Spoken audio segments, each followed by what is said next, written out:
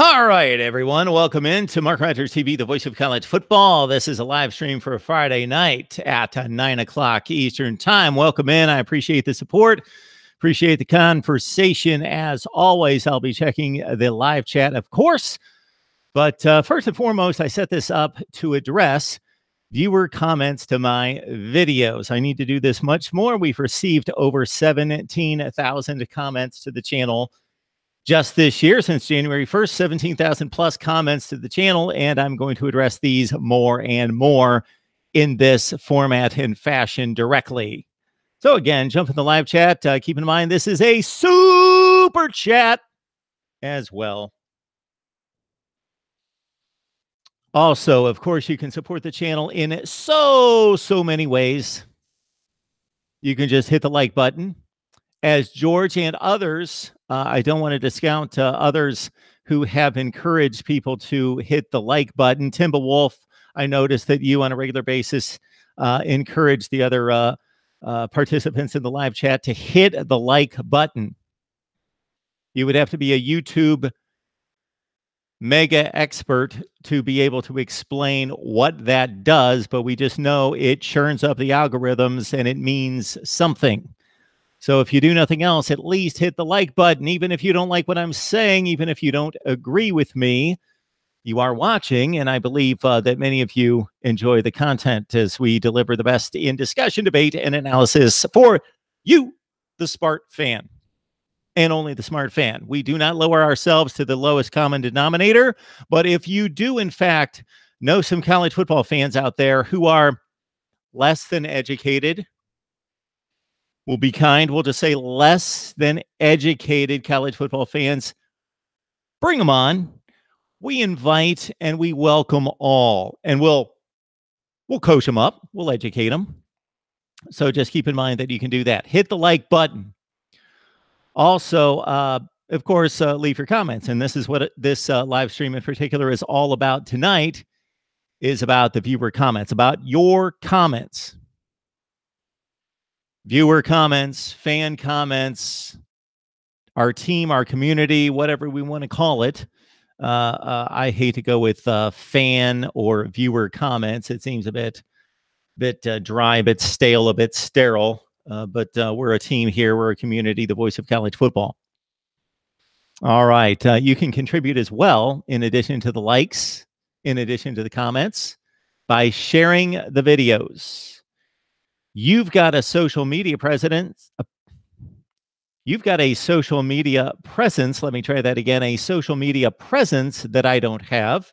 You have influence that I don't have. You reach people that I don't. So if you like a video in particular, or hey, have at it. If you'd like to share every Voice of College Football video, be my guest. I would love that. But if there's a particular team, topic, conference that really hits you, that you really liked, a particular conversation, analysis, a rating or ranking, a series that we did, share the videos. Thank you so much. And we have had many more shares than we did last year. I looked at the numbers the other day. We've had over 1,000 shares this year, and last year it was far less than that. I don't remember the number, but it was far less than 1,000. So thank you so much for sharing the videos. Also, we've got a newsletter, The Voice of College Football, that 2 of you signed up for the other day. That brings our total. We're somewhere in the 100 range of folks that have signed up and subscribed to the newsletter. So the newsletter costs you nothing. The newsletter we provided and delivered consistently throughout the college football season for 15 consecutive weeks, and then 2 or 3 versions during the postseason, during the bowls, and just after the national championship game, recapping, of course, the season and the Clemson-Alabama game. Since then, I believe I've delivered 2. So it was my aim originally and my target to deliver that thing every Monday. Bam, bam, bam. But wow, it just became a bit of a task. But it's still an important part of what we do here, is to kind of bring everyone who's really invested, really engaged together And what I was doing, for those of you who have not subscribed to the newsletter, or for two of you the other day who subscribed that have yet to see a newsletter, what I would do is I would give my take on college football. I would pick a topic, something that resonated with me, something that really hit me that particular weekend, and I'd write on that, and I deliver some kind of argument or analysis of some sort. I would also deliver a channel update to let you know what's coming up that particular week. So it was arriving every Monday, and it would show you what I had planned for the rest of the week at that point and where we stood, and kind of let you in on my vision and my plan for the channel. And then what seemed to be the most popular section, which of course the most popular section was everyone keeping track of the channel and being very invested and involved in caring about the growth and the expansion and the health of the channel. Of course, that was really number one, but it just kind of seemed as though the most popular and favorite section of the newsletter was the stats, facts, and trends that we provided after each and every college football weekend. Stats, facts, and trends that you would not find anywhere else put together. Not saying that those stats, facts, and trends didn't belong or weren't posted elsewhere, but in terms of collecting all that data, all those stats, facts, and trends, boom, right there in one place, the voice of college football. So if you have a desire to join our team here, the voice of college football, and to get the newsletter, all you have to do is send your email address to mine at MarkRogersTV, the voice of college football. Your email address to mine, MarkRogersTV at Gmail. And we'll get you the newsletter as soon as I write and deliver the next one. But I don't want to in any way downgrade or de-emphasize the newsletter, since we've only delivered 2 or 3 since the end of the season, because we were knocking them out during the season, and it's still extremely important and will be to what we do. All right. The audio version. So if you know people out there that enjoy the audio podcast, as many do, and I guess I heard the other day that they're no longer called audio podcasts because people don't actually have pods. They don't have iPods anymore. I don't believe anybody's out there with an iPod. So they've come up with some other term. But I think the mainstream, especially those of us over the age of 18 or 25 or 35 or still refer to them as audio podcasts. So if you would like the audio version, or if you know people out there that aren't going to sit here and watch the live streams and the videos, but would like to take in college football content, debate, discussion, and analysis like no other, on the drive to work, on the treadmill, while they're painting the living room, whatever they're doing, and the audio works better for them, then of course point them to Google Play, Podbean, iTunes, Stitcher, Spotify. And every so often I'll check on one of those just to make sure that they're still posting my audio podcast. And I did that with Spotify today, kind of by accident, because I had the app on my phone, and it probably was just going back to the time that I established the account, because I never look at Spotify. But I thought, oh, let's see if they're in fact still posting my audio podcast. And sure enough, I posted something late last night. Whatever it was, I don't remember, but the latest audio podcast was up there already. So again, that's Podbean, iTunes, Stitcher, Google Play, Spotify, Mark Rogers TV, the voice of college football. Recent content. We just got off the line with Claire Crawford. Buckeye Claire was with us just a few minutes ago to talk Ohio State football, and spring practice is underway with the spring game, the Scarlet and Gray game, just about 3 weeks away. So we talked up some Ohio State football. Also recorded this afternoon with Ryan Winter, you Oregon fans who so patiently stay with my channel, you Oregon fans out there, Jamie Scott, and some others.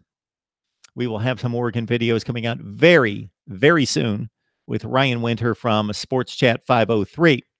Hound Dog, you recently provided for me some Tennessee media contributors, and I contacted a few. They did not get back to me. I also understood that the Tennessee men's basketball team was right in the middle of March Madness, in which they were bounced by Purdue last night or the night before. I guess that was last night. And so maybe these folks will have a little bit more free time, and I will contact all of them. Hound Dog set me up with like 15 different Tennessee guests that I could potentially get on here. So that's a good thing. So that's a reminder to all of you that if there's a particular media guest that you would like to see on here, whether that's a writer, blogger, broadcaster, whomever it is, personality of any sort that you would like to see here on the Voice of College Football, that just let me know. Send me their name. And what's actually been more effective, if they're not aware of me, is that if you reach out to them and say, hey, I would love to see you on Mark Rogers TV, that is sometimes more effective than me reaching out to them.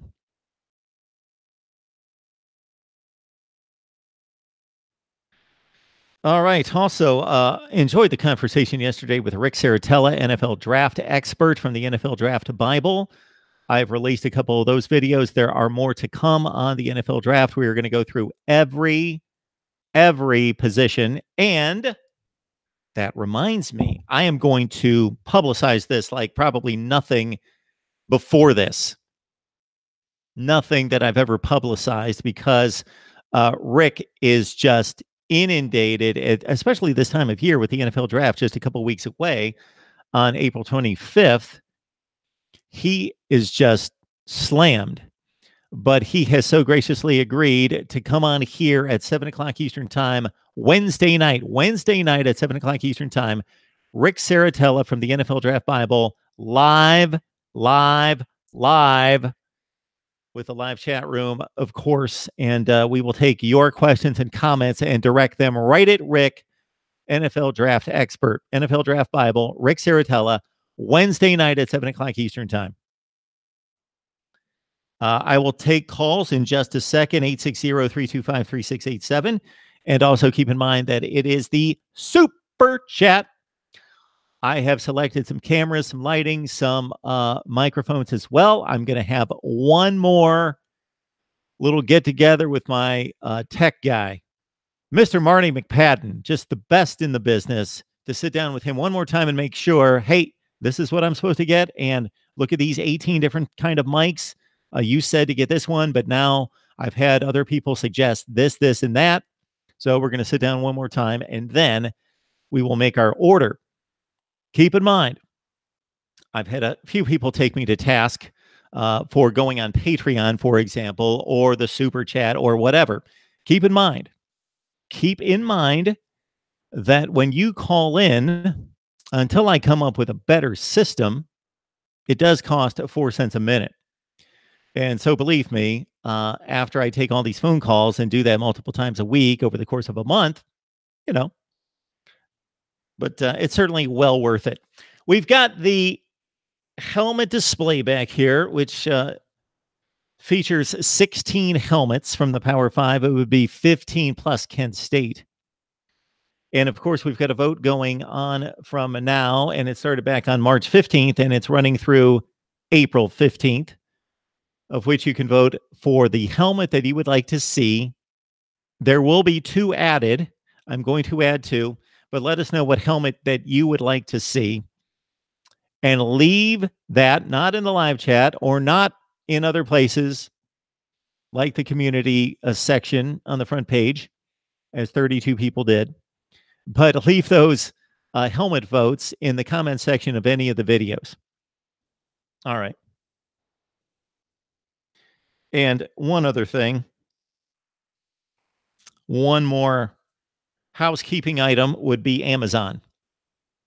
If you shop on Amazon, or anybody in your household shops on Amazon, please use the link that you can find in any of the description sections of any of the videos. Grab that link, enter Amazon using that link, and do your regular Amazon shopping. It will cost you nothing. just use that as well. And you do your shopping, shop on Amazon, as a few people do, I understand, and you will build up Mark Rogers TV, the voice of college football. Okay, I'm going to get to viewer comments. These are comments that have been made to the videos later. But first, I need to hit the live chat. You guys have been on for a while, and I need to see what's going on. See what you folks are up to. All the guys and Cheryl. Do we have any other females who watch this? Anyone else out there? Hello? Anyone? Doesn't matter.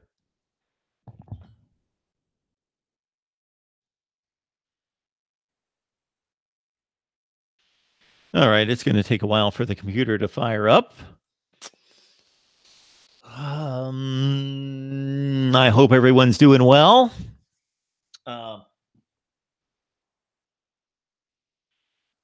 We do have, of course, spring football, and I have here the list of spring practices and spring games. We had this weekend, I believe, Appalachian State, BYU, and Vanderbilt of note.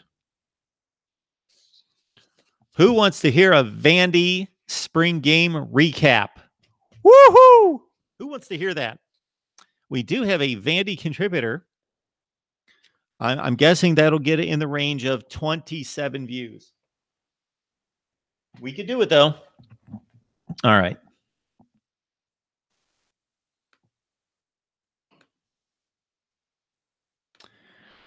So, as you guys well know, that if you're just jumping on the live stream right now, and I have no idea how many people are watching right now, that if you're just jumping on the live stream right now, that if you missed anything, you can go back to the beginning and you don't miss anything. So as soon as we're done here live tonight, the video will post, and then you can watch the entire video.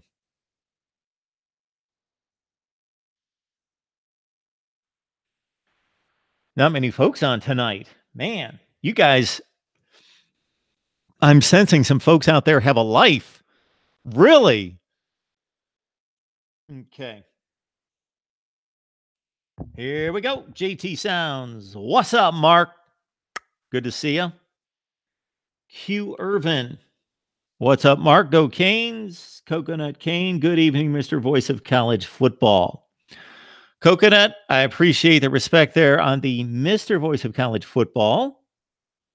We're going to keep it short and sweet. Voice of College Football. The Voice of College Football. The. I love the "the" on there.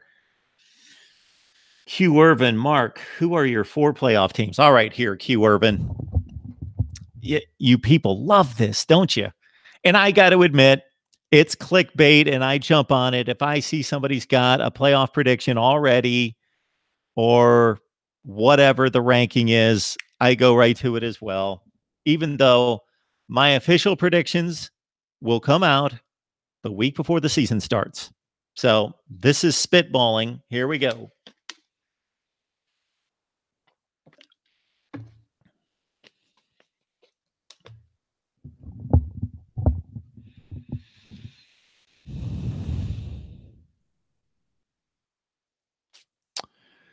Georgia plays Notre Dame at home. They, of course, have Auburn. They don't have to play LSU this year. Who does Georgia play in the SEC Western Division? I need the schedules in front of me.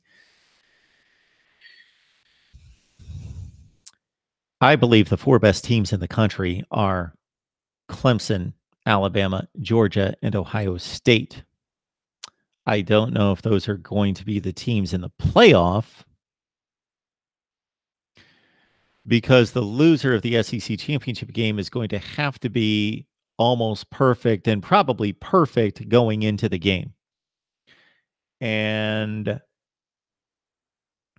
Alabama obviously has a light non-conference schedule, and they are still far and away the best team in the conference, although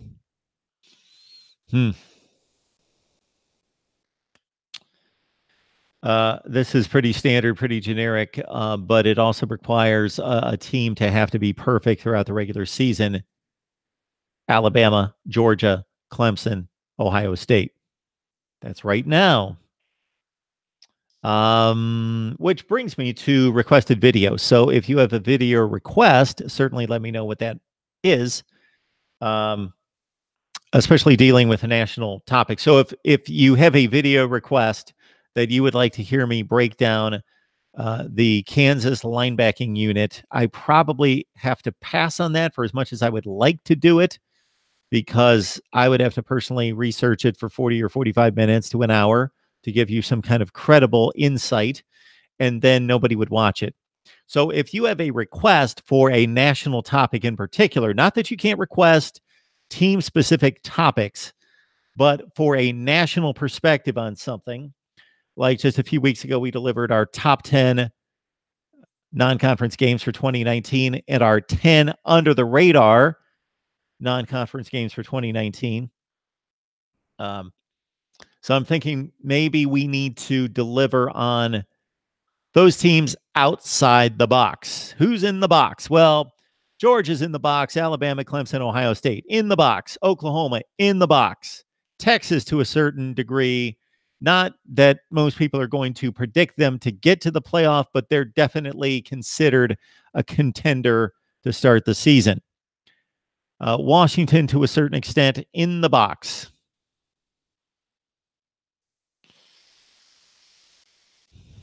Kind of on the line of the box. The box kind of on the line is LSU and Michigan. But who's out there? Who's out there lurking? Maybe a good video would be who did not finish in the top 10 last year, who is a legitimate college football playoff contender. I'm thinking Oregon. I'm thinking, to a lesser degree, Stanford. I'm also thinking about TCU.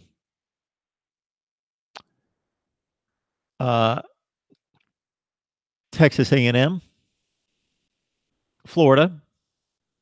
And again, Florida's not really huge out of the box, but they're going to be a long shot to get to the playoff. Here's a good question for the live chat, for the chat room. Aside from Clemson, who is the team in the ACC to most likely go to the college football playoff? Who would be the team if Clemson did not go to the college football playoff, but an ACC team did in 2019? Who would that team be? Because in every other conference, it's very conceivable to think, okay, Alabama didn't make it. Maybe Georgia did, Florida, LSU. Ohio State didn't make it. Michigan, Penn State, Wisconsin, Nebraska, even Iowa, Oklahoma, Nebraska, or Oklahoma, Texas from the Big 12. And even if they didn't make it, there's a thought that, okay, maybe TCU or Iowa State could make the college football. I'll back off on that. There's not conventional thinking that they can make it, but they would be that next level in the Big 12. And then, of course, you've got Washington, Stanford, Washington State, and Oregon, primarily in the Pac-12. But in the ACC, who could possibly make the playoff besides Clemson? All right. All right, Q Irvin.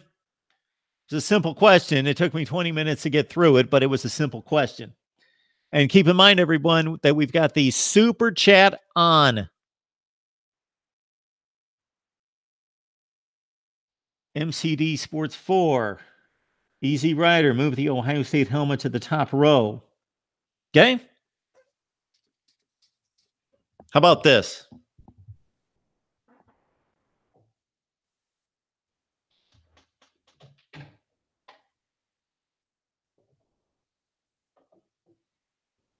Move the Ohio State helmet to the top row. They are on the top row. I had to go back and see if I read that right. They're on the top row.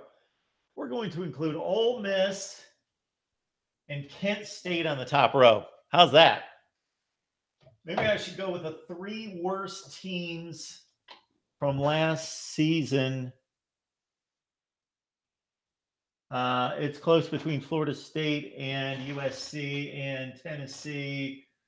But yeah, Florida State was the worst team out of those. And Ole Miss went 5-7, right? Got a lot of 5-7s between all those teams. So we're going to put we're going to put Tennessee here. And there you go.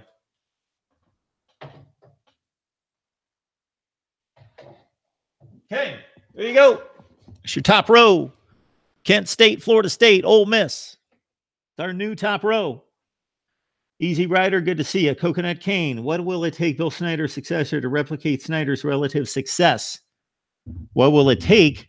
Well, always takes recruiting. All right. So Bill Snyder, let's keep in mind that despite his enormous success at Kansas State, especially in comparison to what had not been any semblance of success prior to 1989 when he took over the program, his second stint was not as successful as his first stint. His first stint included top 5, top 10 rankings, couple Big 12 championships, and major bowl games. Not every year, but certainly a higher success level than when he came back. When he came back after Ron Prince stepped down for his second tenure, Bill Snyder brought Kansas State more into that 8-4 realm, a lot of 8-4, 7-5s. He did have a couple nice seasons here in the last 10 years, but generally in that fringe top 25 status. So what Coach Kleiman needs to do from North Dakota State is basically follow Bill Snyder's blueprint to a certain extent, unless he's really adverse to bringing in that many JUCO players. But there are certainly examples across the nation of places that are a bit difficult to recruit to that aren't surrounded by football talent, i.e., Wisconsin, Nebraska. Those are the two primary examples. Michigan State to a certain extent in Minnesota, but Minnesota does not win big, and Nebraska hasn't for quite some time. 2001, 2009 Big 12 championship game. But it all comes down to recruiting and then also understanding your philosophy and your scheme. And when I mean recruiting, I don't just mean that Bill Snyder was typically recruiting a 70th ranked recruiting class. So you need to do better than that and recruiting classes in the 40s and 50s. That doesn't necessarily equal it, especially at a place like Kansas State. He's got to determine his philosophy on player fit, and really look for those players that are off the radar that would be perfect fits for his program that are undervalued. You have to be a master talent assessor at a place like Kansas State for not only the talent, but the talent fit.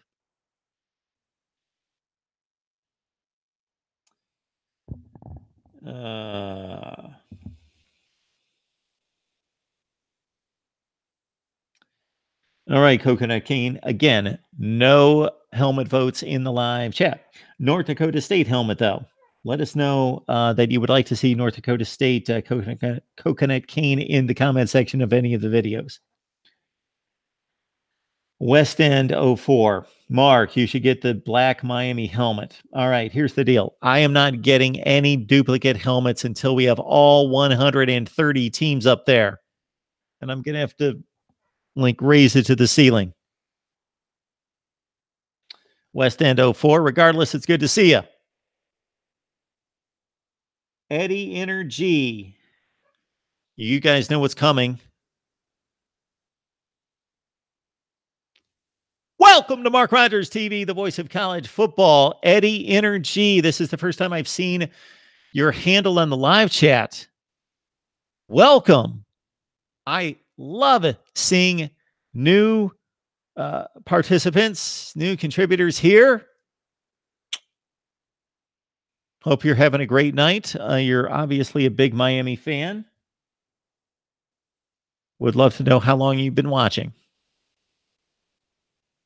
Space Mountain, do you think Miami versus Florida will be close? Well, I made the comment a few weeks ago that the 8.5 point spread that's projected by Vegas right now is too much. That doesn't mean that Florida can't cover. It could be a 3 point game that Florida puts together a 4 minute drive in the last 4 minutes and ices the game with a touchdown to go up by 10 and win the game by 10. But it does mean to me that it's a good play right now based on the knowledge I have and the insight on these two particular teams to take Miami in 8.5 points. There's not enough explosive playmakers and firepower on the Florida offense for me against a Miami defense that's capable to convince me that in most situations, if those two teams played 100 times, that you would not come out a decent winner if you took Miami every time and 8.5 points. La Potencia, what's good, Mark? Good to see you. All is good. All is good. MCD Sports 4, top 10 college football uniforms.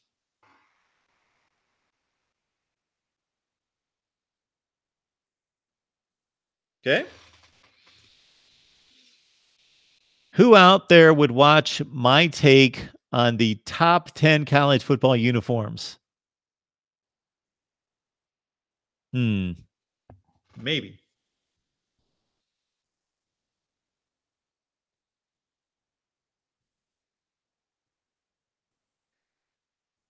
I'm writing it down. Maybe. Maybe. All right. Eddie, Ohio State has an unproven coaching staff. They must be your favorite team. Okay, Eddie. They are my favorite team. Yes. Let's also understand that on a regular basis, Eddie, if you've not been watching me much, or if not been watching for a long time, understand that you will find that if you stick around, that I'm fair, neutral, unbiased, as much as you possibly can be. I believe it's a fallacy to think that anybody is completely unbiased. That's impossible. But you will not find anybody out there that attempts to be as analytically sound and logical and rational and neutral and unbiased as me. My classic example is the 2016 season, in which I clearly and decidedly and vehemently went on a rant following the Big Ten championship game that Penn State should be selected for the college football playoff rather than Ohio State. As a fan, I was ecstatic when I saw the Ohio State logo and name on the screen as the fourth ranked team in the country and final college football playoff participant. I still came right back on here and said, Penn State got screwed. They should be in the playoff. So. All right. Where are we? West End 04, Miami. The U, Miami. Honestly, I'd say Miami. Jake Robinson, I believe, answering my question as to what team would make the college football playoff from the ACC if Clemson did not. And I think that's probably an astute answer. Unless Florida State has improved remarkably. Well, of course, Miami would have to improve decidedly as well. But Miami was a better team than Florida State last year, and not just based on the head-to-head matchup. Coconut Cane, Miami has a weak enough schedule to make the ACC championship. And that's the key right there. And so then once they would get to the championship game, if they only have one or two losses is probably too many, depending on what else is happening across the country. But there will be, mark my words, there will be a college football playoff team in the next 10 years that has two losses. Because I hear this every season near the end of the season that no two-loss team has earned a playoff spot, that no two-loss team should be allowed to get into the playoff. Okay. You have the opportunity to win all your games and have 0 losses, or you could lose 1 game that nobody seems to have an issue with, or 2 losses. So there's something magical about going from 1 loss to 2 losses that doesn't exist from going from 0 losses to 1 loss for some reason. Of course, the more games that you lose, the weaker your resume, obviously. But I don't think that there's anything magical about going from 1 loss to 2 that doesn't exist going from 0 losses to 1 loss. In 2017, Auburn went to the SEC championship game with 2 losses.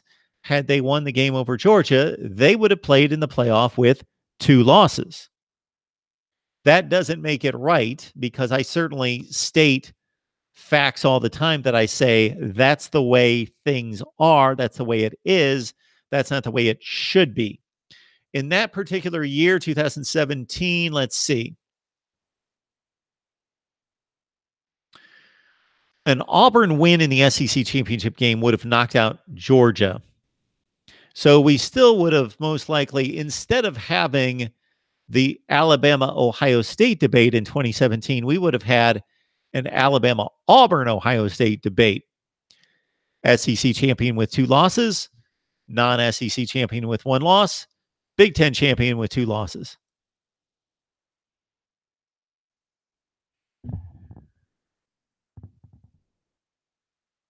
Easy Rider says Miami's not in the picture. Coconut Kane, who's the most likable coach in college football? The most likable coach?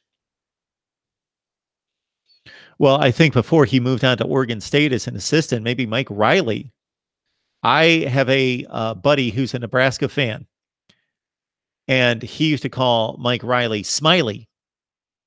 Went along with Riley, of course. Wasn't all just perception on his personality. It also fit the name rhyme. But called him Smiley because he felt as though he was just happy to be there.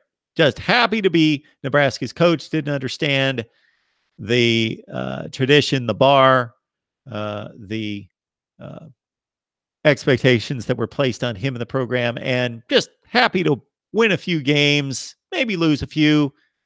Oh, gee, shucks. It's not bad. It's okay. And didn't adjust his thinking from Oregon State to Nebraska. So it just came to mind when I was asked about the most likable coach. Dabo Swinney, if we took a poll, would get a zillion votes. Dabo Swinney would be way up there. Mike Leach, I don't know that he would be in the likable category. Not that he's unlikable, but I don't think that he's endearing. But he's amusing. People like him. People like to hear from him. Likable. Who's likable?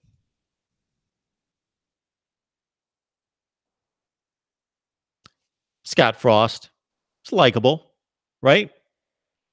I think he borders on that respect, where he's young, he's energetic, but he still is very credible and garners respect. Likable. Eddie O. Coach O. Coach O's likable. All right. So I'm between Coach O and, now that Mike Riley's gone, Dabo. Coach O, Dabo.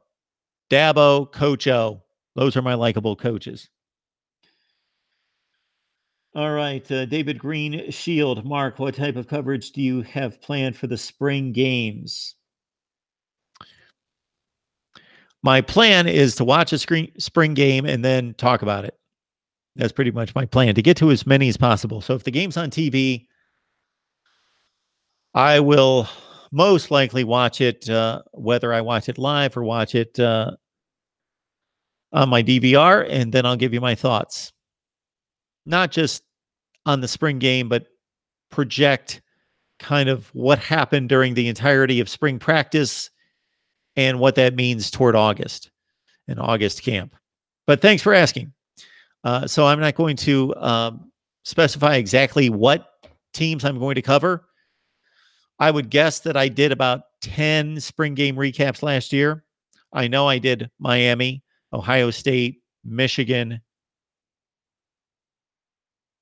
and many others, Alabama. George! I think Auburn might win the whole thing. Auburn just destroyed North Carolina. Did they? I think the Florida Gators have the best uniforms. Of course you do. Clemson Alum 98. Mark, did you fill out a bracket? And if so, who were your Final Four and champion? Nope. No bracket for me. I probably last filled out a bracket 5 years ago. Sorry. No bracket.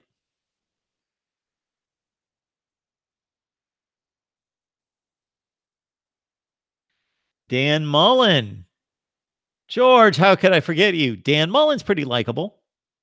Spencer Rebos Max.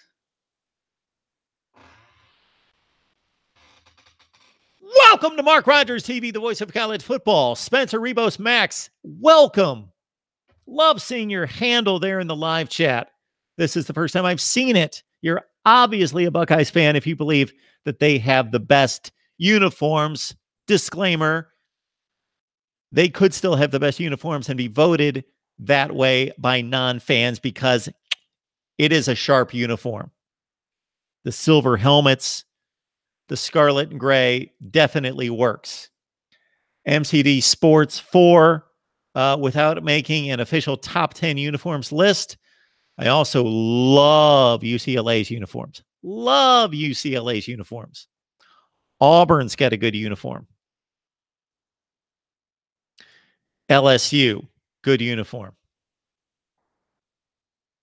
My son happens to say that when Ohio State and Michigan State are on the field, that is one of the best looking games you can find. If they're under the lights and Ohio State's wearing the white and Michigan State the green, he likes that.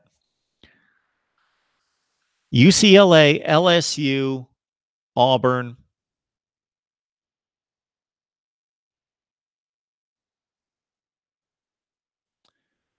Some of the uniforms with the teams that have emphasized and brought the black out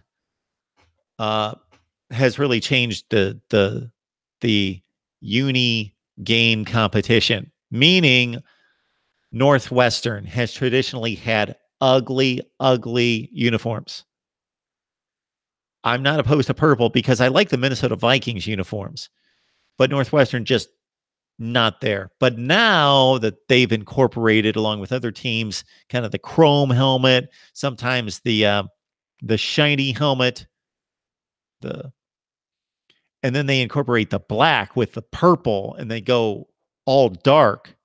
That's a good look.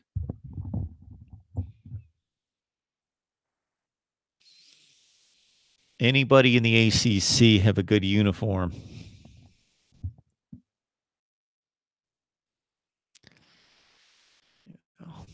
There's nobody who has a bad uniform in the ACC, but I don't know anyone who has a great uniform. Okay, there you go. Uniforms. Yeah. Those are my uniforms. UCLA, LSU, Auburn.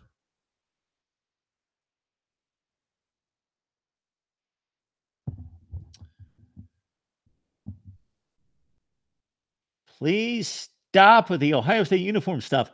That is the worst uniform in college football. I have a friend called Nike. They would be happy to totally redo your uniforms. Or is it Nike? It must be Nike. Sorry, George. George, meet Coconut Cane. Coconut Cane? George? Never? No? George was trying to be rude. George, you're better than that. All right, Dennis Wilson on the line. I like it when Penn State gets screwed. Where did that come from? Anyway, more George, Dennis, and Coconut, MCD Sports 4. Miami will have to be 13-0 to get into the playoffs with that schedule. MCD Sports 4. If Miami's 11-1 and they defeat a number one Clemson team in the ACC championship game, they will go to the college football playoff unless Ohio State, Alabama, Oklahoma, and Washington are all undefeated, or Notre Dame.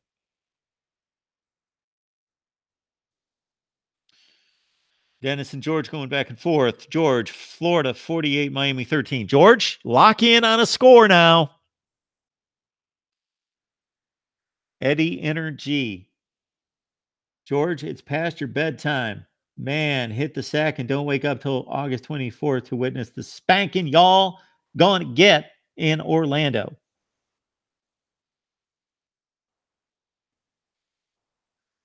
Envirotech Cleaning Systems. Welcome to Mark Rogers TV, the voice of college football. It's great to see you. That's the first time I've seen your handle in the live chat. Welcome. Clemson alum 98. I've always liked Texas, Michigan, and Florida State uniforms. Okay. Kentucky's all blue. Okay. Like it. Buckeye uniforms are classic. And I have caught up, huh? No. Wait a minute. I missed a ton. Yeah. David Cutcliffe's Likable, according to Coconut Cane. Zook. Mark Stoops.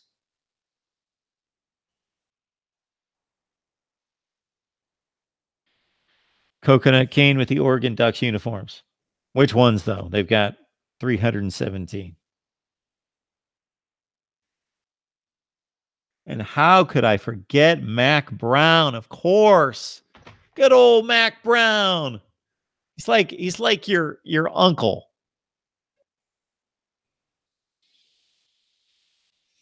You know, if you grew up in the South, maybe you've got an uncle, maybe a great uncle, and it's Mac Brown. It's got that just kind of easygoing way about him, kind of that fatherly demeanor, approach. Mac Brown. All right. I intended on answering viewer comments from the videos. So I just had to get into the live chat, of course. So let's do that because we've been on for already 53 minutes with nothing accomplished. Okay, here we go. See what I get into here. All right.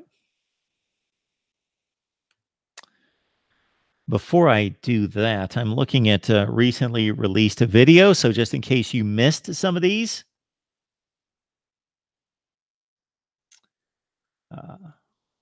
we have Ohio State Buckeyes key players this spring. We've got Ohio State Buckeyes NFL draft preview.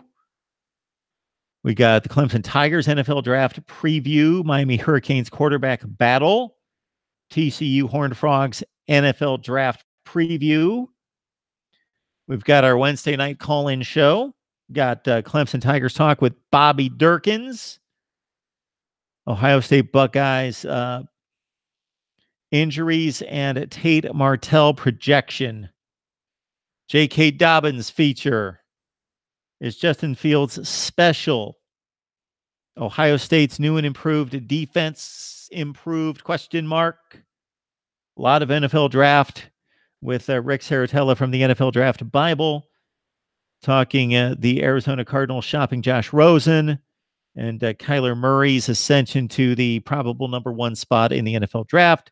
More Clemson, Miami NFL draft, and to be released in the next few days. More on USC, Oregon, Ohio State, and others. All right. If you shop on Amazon, grab the link in the description section of any of the videos, the Amazon link, and do your shopping entering the Amazon site using that link, and you will help benefit the channel. Mark Rogers TV, the voice of college football. Join us on Patreon, please. Starting next week, we will be delivering exclusive comment. content as I am about to address the comments on Patreon. So please join us there. Let's see who we've got on. Hang on just a second, then we'll get to these comments.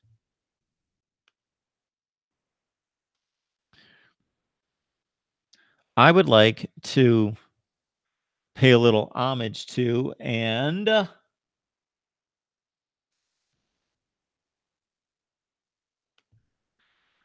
also thank and show my gratitude, if I can find it here, to the 4 who have entrusted me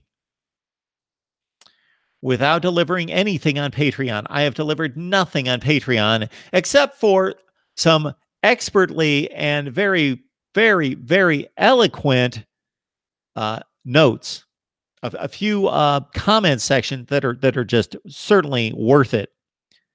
But basically, yes, I've delivered nothing on Patreon as of yet, nor did I promise to until the first week of April. But I have had 4 folks who have been kind enough and have the foresight and the vision. They see it. They see it coming.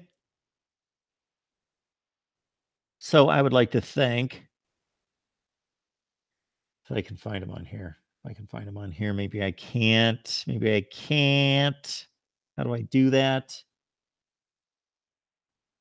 I wanted to give a shout out to, and I don't want to name one if I can't name all. How do I do that? Huh. Give me a second. Here we go.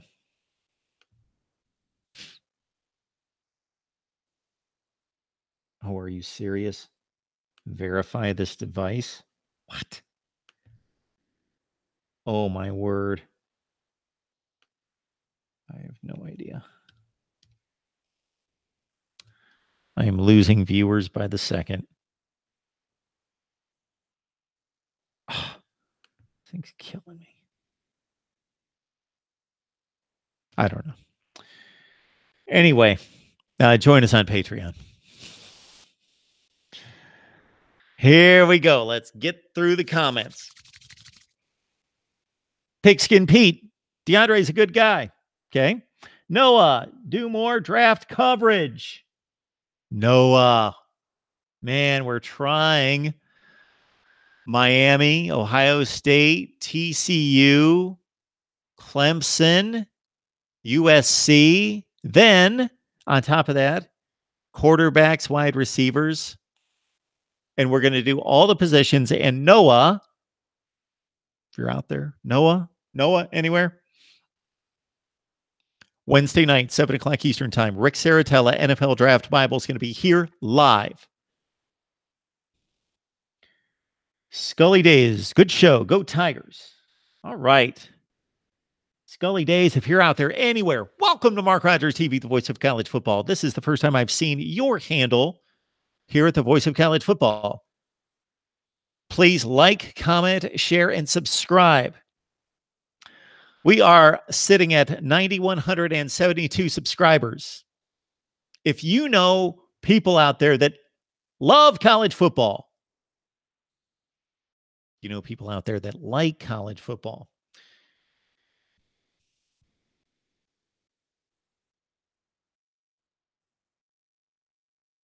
I'm trying to think of another incentive or another reason to watch this thing.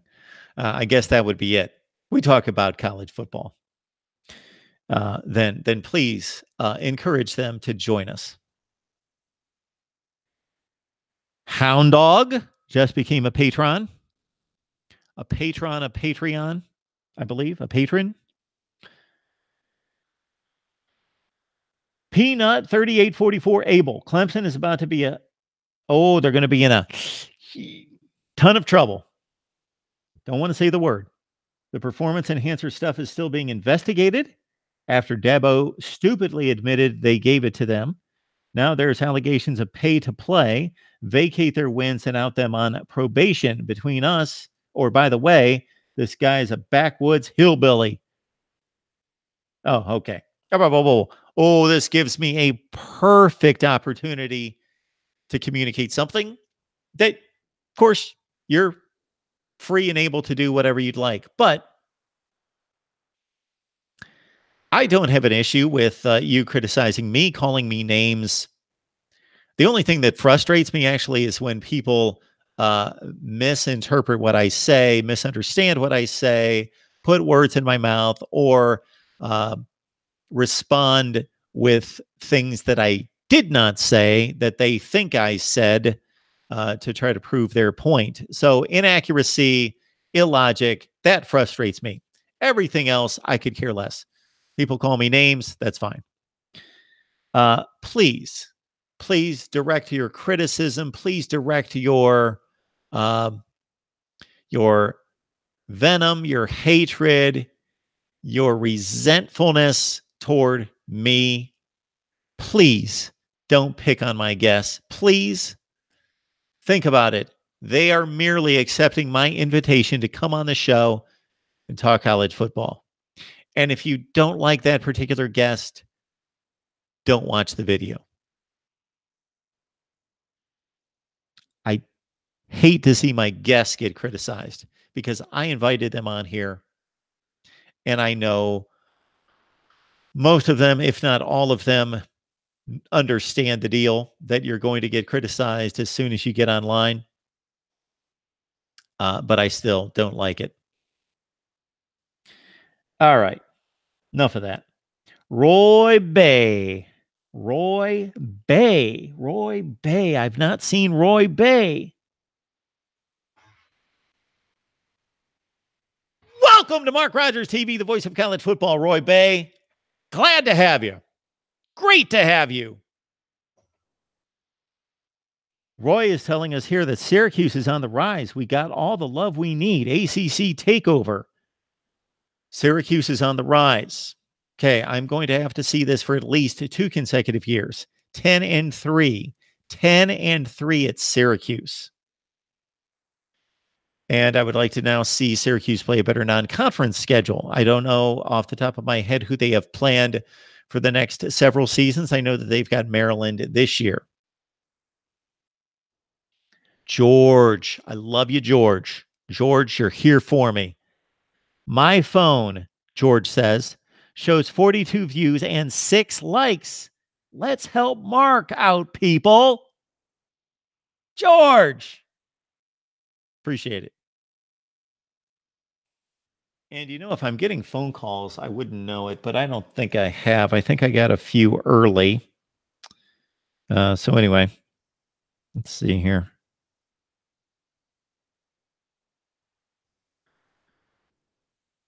Okay. Abby Martin. Abby Martin. Abby Martin. Welcome to Mark Rogers TV, the voice of college football. It's great to have you, Abby. Thank you for joining. Please subscribe. Please check out the videos first. See if you like what we do here. It's my aim. It's our aim to deliver the best in college football discussion, debate, and analysis. That's it right there for you, the smart fan. You. Man, my hands are big. For you, well, they don't want to make a Trump comment there. Yeah. For you, the smart fan. For you, the smart fan. And then the lowest common denominator, the uneducated in college football, you are welcome as well. We'll bring you along. So Abby writes, May there from Atlanta. Don't know what that means. Thanks, Mark, for a Bobby excerpt. You have to have a sense of humor to get him. Go Tigers, Clemson Tigers. So do you really have to have a sense of humor to get Bobby Durkins?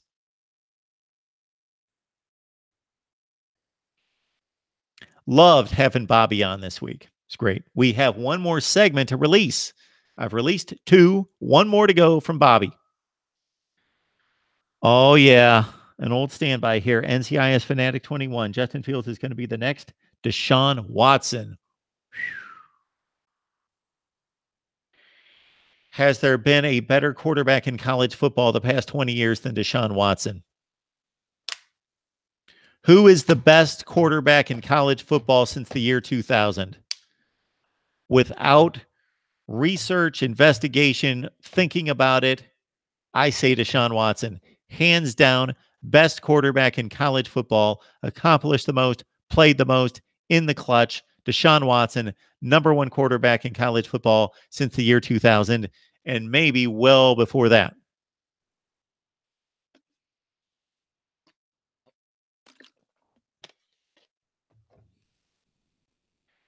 Eric Sewell. Eric Sewell for writing one word, a one-word comment, which was nobody, in response to the titled video, Who Can Challenge Clemson and Alabama? This is what you get for that, Eric. Welcome to Mark Rogers TV, the voice of college football. Eric, I hope you're going to come back, check out some videos. I'm going to steal a line from somebody else that I watch on YouTube. They are not sports related, but they say, you know what? Don't subscribe. Check out the videos. See if we deliver. That's my line. See if we deliver the best or at least quality debate, discussion, and analysis of college football. Then hit that subscribe button, like the videos. Cheryl, there's Cheryl. Cheryl, 9 hours ago. Okay, the defense hasn't been the same as years past. They lost one game all year. Maryland game was just too close. Thanks to the defense, they didn't get the 2 points after they scored thanks to Chase Young. Our defensive end putting pressure on their quarterback. Big improvement on defense for 2019. Abe Griggs.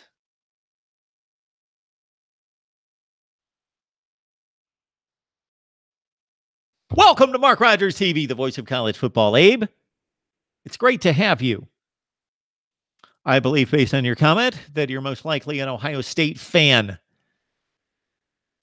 Despite my disdain for Ohio State fans, you're still welcome because this is a college football channel. So we even welcome Ohio State fans. You are welcome as well, because I am the voice of college football. We together are the voice of college football. You have a voice. I have a voice. The bloggers, broadcasters, and writers that I bring on, they have a voice. We together have a voice. So Abe comments here on the Ohio State defense. Says they're going to be awesome this year. A few players that didn't play last year going to be available, unstoppable. Justin Firm. Justin, I don't know if you're on the live chat. You will probably see this later after it posts. Justin, thank you for your many comments recently. Justin, I don't know how long you've been watching. I don't know who you root for, but you have been just engaged, involved, and writing back consistently. And he loves listening to Steve Hellwagon from Bucknuts. So since Justin made that comment, I'm going to say he's an Ohio State fan. Keeve Ferrari. Let's go Bucks. George. Yes. Okay. Let's get to some real comments here. Michael Young. Do you think that a guy who works for a sports page called Bucknuts is going to be giving you a balanced view on Ohio State? Obviously, Fields was not special enough. He could not win the starting job away from Fromm. Fromm is special. LOL. Okay. Point taken, Michael.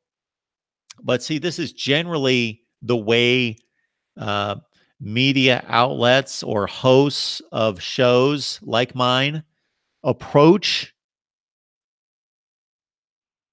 college football or sports analysis. Is we actually bring the people who cover the team on a regular basis, we bring them on. So I'm rethinking this. I kind of like where you're going with this, and I'm trying to figure the best connections to make. I think maybe I'll bring on the Utah guy to talk Ohio State. I think that's where I should go. I'm going to go to the Utah guy. I'm going to get some Utah perspective on Ohio State. That would be good. And I think I'll go with some Boise State guys to talk about Michigan. Think we could do that. The call will start at the Mark Rogers TV, the voice of college football. Who's on the line?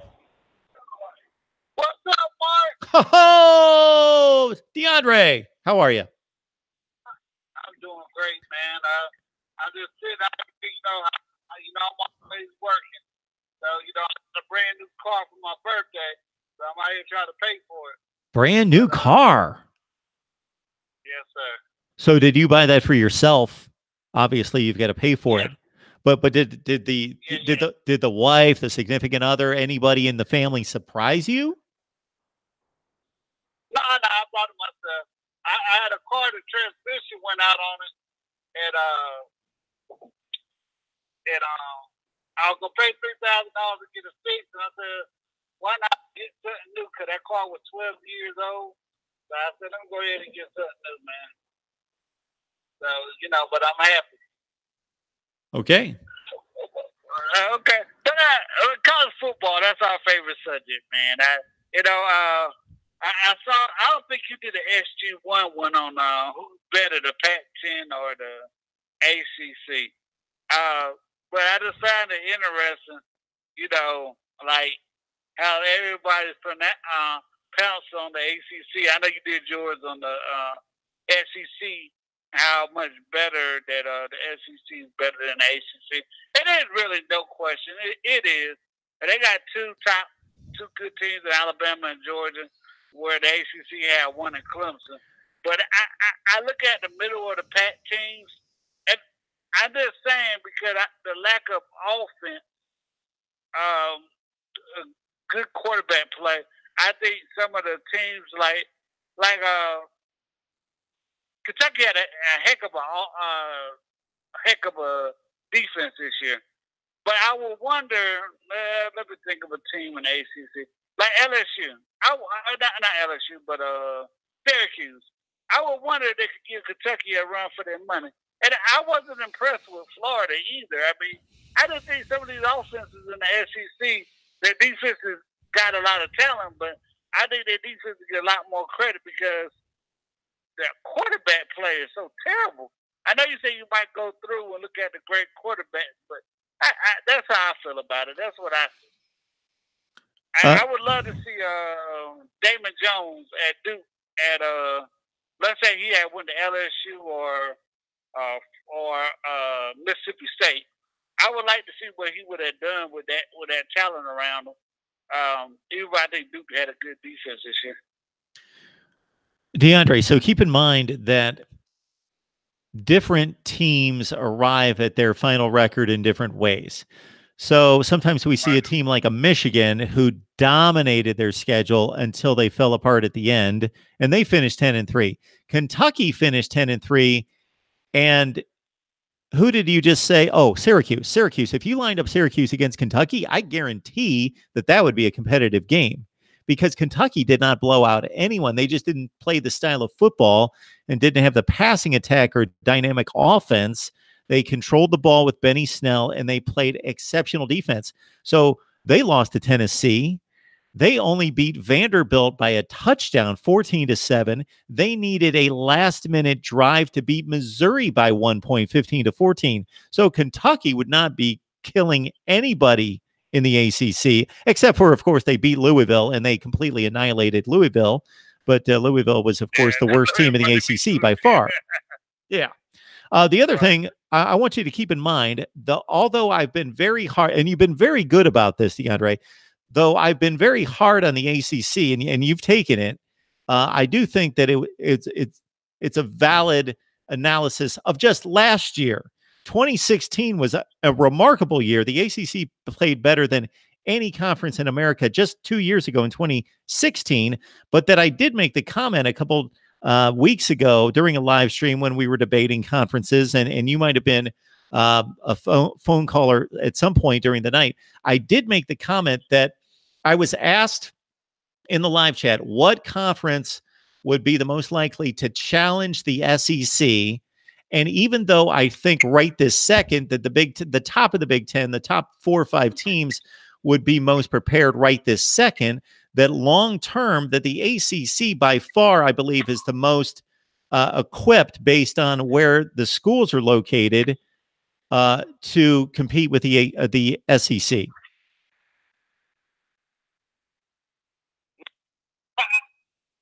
I think we're losing you, DeAndre. You there? I'm here. Yeah. See, this is what I look at. I know everybody say you can go by statistics and stats and stuff, but the oddball test to me, like the Big Ten, what's it called? The Big Ten East, where Penn State, Ohio State, Michigan. I give it to Ohio State. They're a really good team, but none of those other teams really impressed me. Everybody said, well, Indiana beat Virginia, and it was scored 2016 in a 30-minute rain delay or 2-hour rain delay game. And I didn't watch the game because I didn't bet on it. But I really wasn't impressed with anybody in the Big Ten outside of Ohio State. But DeAndre, when I understand the eyeball test, and we all come away with a thought that, oh, that team looks really good. That team didn't look so good, but they squeaked by with a win.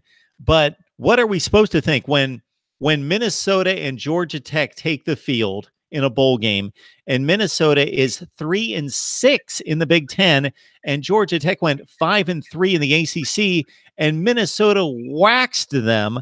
What am I supposed to do? Come away from that game and say, you know what, Minnesota beat them by 24 points, but you know what? I think Georgia Tech just looked better. Well, okay, that's a good point. And that's only one game. I know that's only one game. Yeah, but let me ask you this. Did Northwestern beat Minnesota this year? Yes. And Duke beat Northwestern. Did Georgia Tech beat Duke this year? I would have to look up that game, but they probably did. Well, yeah, that's what I'm saying. DeAndre, we could play that game. You know what? I hate to say that I would be the master of that game, but you could bring me up any 2 teams, and I could play the dominoes game around the country, and I could have any team beating any team except outside of Clemson because they didn't lose to anyone. Yeah, and I agree with what you're saying, but like I was telling Pinsky and Pete, to me, there's only 5 complete teams. I know Georgia lost to Texas, and whatever reason, maybe they won't focus or whatever. And I even want to put Notre Dame in there. There's Clemson, Alabama. Then you got the next tier, Notre Dame, Oklahoma. I don't know if you put Texas in there because they beat Georgia and Oklahoma. So I don't know if you put Texas in there. But those are the next tier. I mean, and then everybody else is like, man, y'all just not that good. I mean, that's how I look at college football right now. Ohio State, too. Ohio State's really good, too. I wouldn't put Ohio State out there with Alabama and Clemson, even if I made fun of them. I still think they have a hell of a program. And I just don't see a lot of great college football. That's what I'm looking at. I just don't think there's a big separation. People say, well, Clemson's schedule was terrible. And you have said this too. Georgia's schedule was just as bad as Clemson was. Whose was? I mean, Georgia. Like on paper. You know, their schedule was just as bad as Clemson. I mean, the only difference is that when LSU. I'll have to go through. Well, then you got to throw the championship game in there, the conference championship game. So. Right. You don't have to, but I don't know that Clemson. I can't see on Clemson's schedule that they played the likes of LSU, Florida, Kentucky, and Mississippi State. I just don't. Florida, those teams. I don't think Florida, Kentucky, and DeAndre, Mississippi State was that good. DeAndre, North Carolina State went 9-4 in the ACC. They had the third best record in the conference. They played Texas A&M and got annihilated. Oh, that's true. But Clemson beat Texas A&M, though.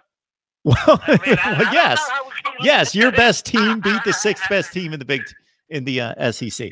I hate to pick on your conference, DeAndre. I'm just stating it the way I believe it for this specific season.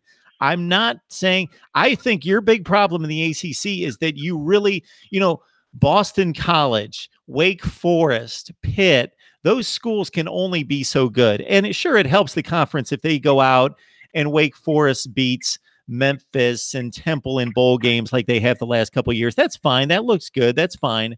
But what is really going to solidify this conference underneath Clemson is, again, your Boston Colleges, your Wake Forest, your Syracuse. Yeah, that's nice when they win 7 or 8 games and they go out and beat the teams that are also the 7th and 8th best teams in other conferences. But the two programs that you need are Miami and Florida State.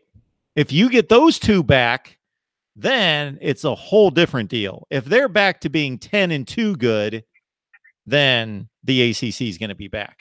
Because I don't see that out of any other school. I don't think any other school can do that besides those three. Well, Virginia Tech, sure, they have in the past. And North Carolina, maybe. North Carolina's recruited well in the past, and we'll see if Mac Brown still has a little magic.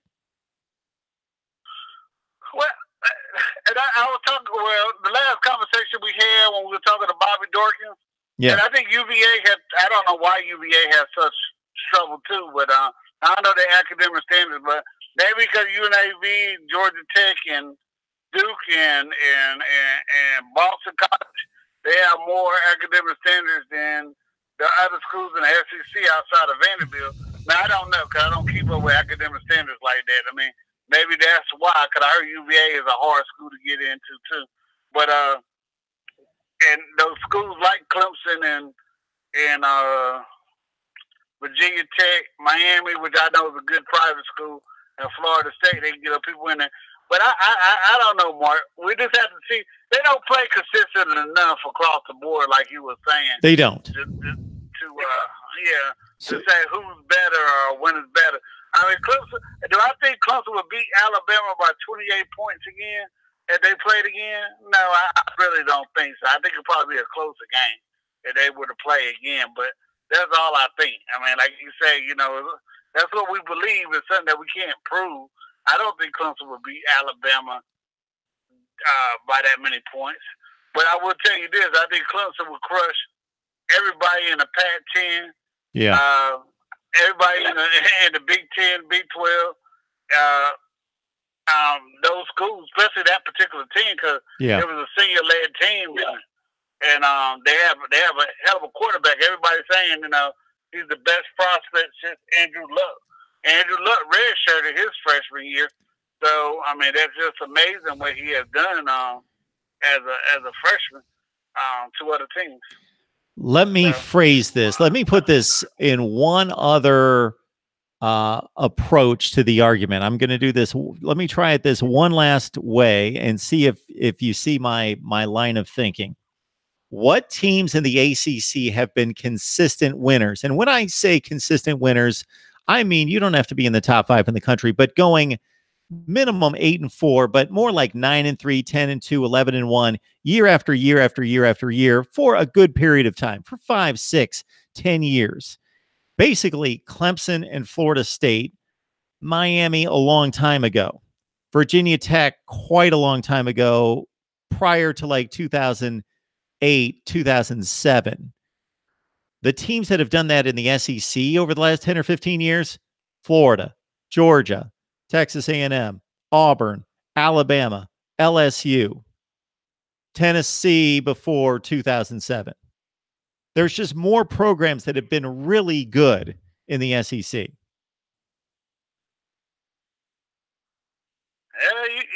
You're right, but like I said, I mean, the ACC, and like I told Bobby Dorkins and I told Pinsky and Pete when I talked to him yesterday, I defend the ACC because I hate when I hear Clemson ain't playing nobody. I'm like, wait a minute, who's Alabama playing?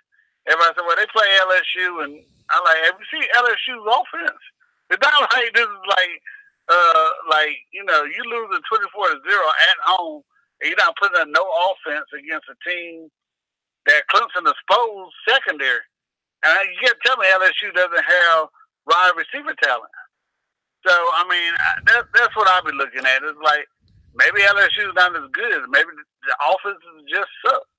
Well, this is what I think of your schedule. So you played 13 games after you played the ACC championship game. I think Texas A&M was a really good team. When I say really good, I mean they were one of the top 15 teams in the country. North Carolina State was a decent team. I think they were one of the 25 or 30 best teams in the country. Syracuse was a top 15 team in the country last year.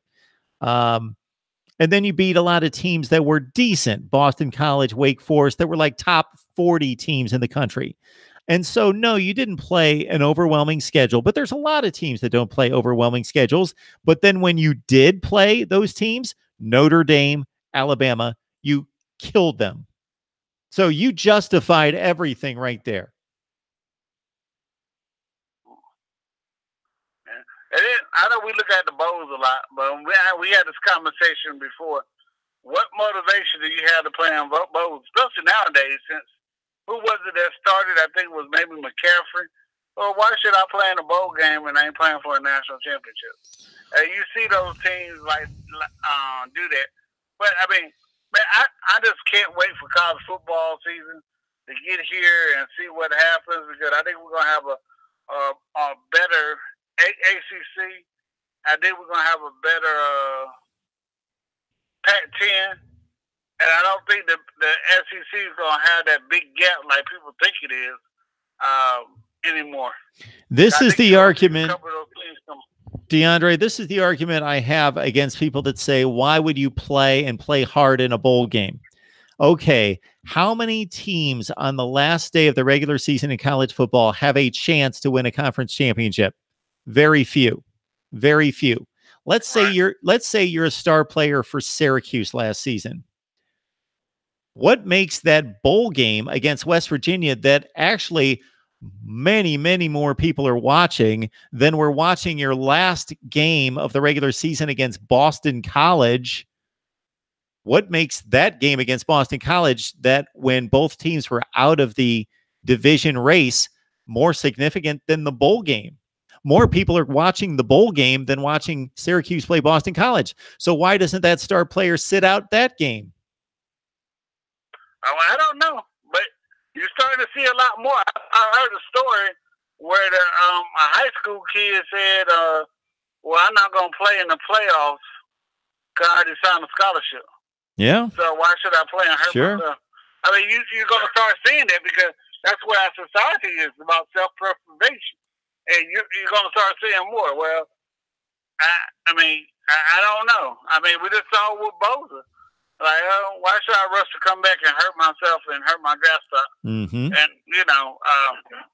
fortunately, Clemson had the players to say, I'll be honest with you, if I was Wilkinson, Farrell, and Lawrence, and them, if I wasn't playing for the championship, I couldn't get mad at them guys for not going. I mean, people talk about Trevor Lawrence, and I know it ain't going to happen, but because the type of person that he seems to be, I couldn't get mad at that dude if he said, oh, after my sophomore year, why should I play my junior year? I'm just going to get ready for the NFL draft. You can't get mad at nobody that says that. I mean, in my opinion, you can't. Because it's about you. We see it with college basketball players right now. If I was Zion Williamson, I wouldn't be out there playing for Duke right now. Well, for everybody already know I'm the best player. And like you said, maybe it's about the spirit of competition, but that last game, you may not go to the pros. So maybe that's what it is that gets them out there. But if I was a star player, hey, I ain't gonna lie to you, Mark, I wouldn't be out there. The point, I want you to get my point, though, DeAndre. My point is, if you're going to take that stance for a bowl game, saying it's a meaningless game, basically your definition of a meaningless game is any game that doesn't count toward a championship. So if you're playing for Michigan State, and once you're eliminated from the Big Ten race, let's say it's only game 8, and you're 5-3 and you've lost 3 games in the Big Ten and you've got no chance of winning the Big Ten, well, those games are just as useless and worthless as the bowl game. So why don't all those players say, you know what, we got 4 games left, but they don't count for anything, so we're not going to play them? Right. Why do they just do that during the bowl games? What's the difference? I don't know. I don't know either. I don't know, but we're starting to see it. It's just a game that's separated further out from the rest of the season. It still counts in the standings. It still counts on your record. Right. All right, DeAndre, I appreciate the call, man. All right, Mark, I'll see you tonight. I'll be listening to the show. I'm out here working. Awesome. I appreciate that. Thank you so much, sir. All right, man. Clemson fan DeAndre, doing a great job for us. Let me get to the most comments that I can possibly get to here in the live chat. I don't know where I left off.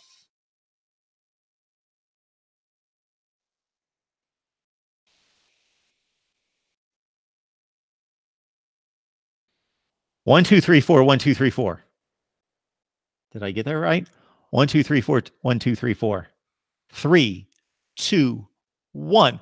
Welcome to Mark Rogers TV, the voice of college football. 1, 2, 3, 4. We appreciate you joining the live chat. Would love to know who you root for, because by looking at your handle, I have no idea who you root for. I guess maybe the Clemson Tigers. Maybe I've gained some Clemson fans thanks to Bobby Durkins, Mr. Bobby Durkins. All right. MCD Sports 4 likes the UCLA uniforms. I do as well. We talked about that. Envirotech Cleaning Systems. How could I forget Mac Brown? Certainly one of the most likable coaches. Clemson alum, likes Texas, Michigan, Florida State. I think we talked about this. All right, let's move on down the line. La Potencia. Who do you think will have more success in the NFL? Trevor Lawrence or Kyler Murray?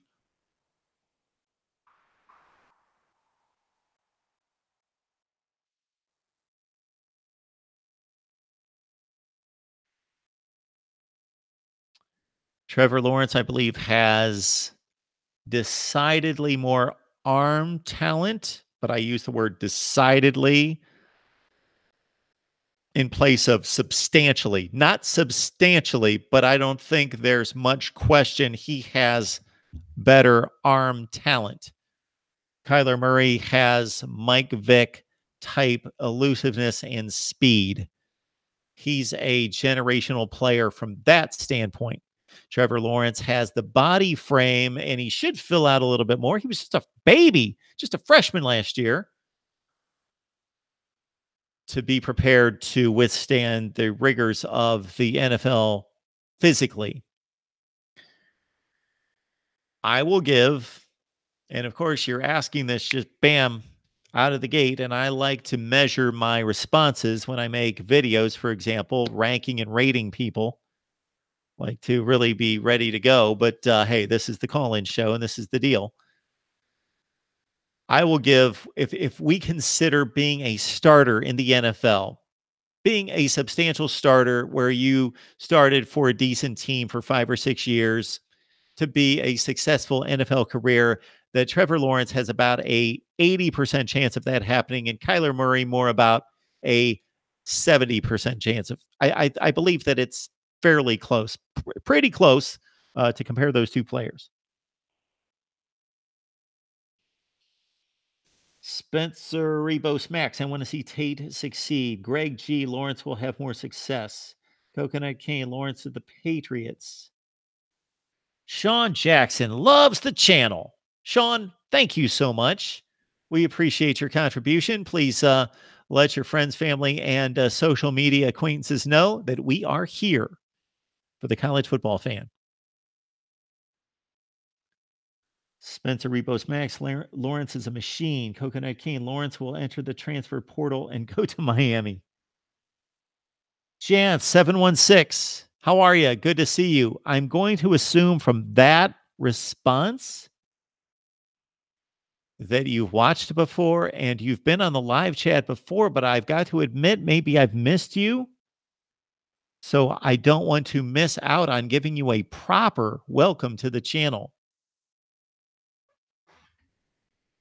Welcome to Mark Rogers TV, the voice of college football, Jance 716. Thank you so much for joining. We appreciate all of you being here because you could be doing something else, but we're having a good time talking college football. Greg G, Miami fork out the money to get Dabo. Dennis, DeAndre, I hate the way Dabo something sweetie dance in the circle after a win. Oh, okay. Dennis, no way I hate. Oh, is that a, what are we going for that? I don't know what word that is. All right. D Rev Lee. D Rev Lee. Welcome to Mark Rogers TV, the voice of college football. D Rev Lee. It's great to have you. Welcome. We hope you've subscribed. If you haven't, please check out the videos. Look at the library of content that we have in covering football for the smart fan. That would be you, the hardcore smart fan. D. Rev Lee, every Miami fan thinks Enos is a special offensive coordinator. He was at Bama. Oh, because he was at Bama. Enos is not a better OC than Bryles. D. Rev Lee, he will get the job done here, but he is not a top 3 offensive coordinator.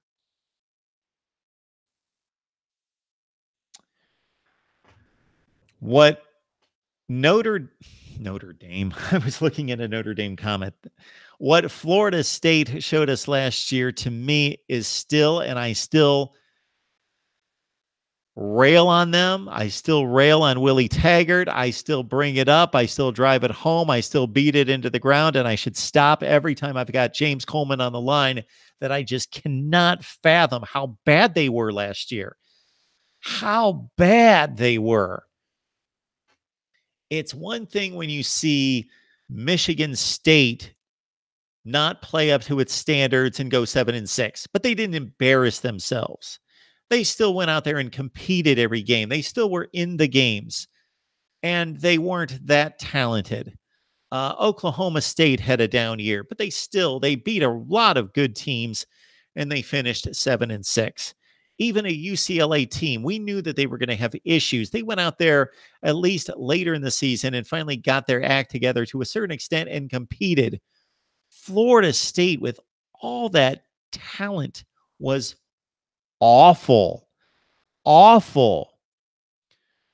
I produced a couple bottom 10 videos, and Florida State was right down there with a UTEP's to take it into context. Of course, they were much better than UTEP, but they played an atrocious season. And I'm not just talking about looking at the stats and the scores. I watched them play Miami. I watched them play Virginia Tech and Syracuse and Clemson and Florida.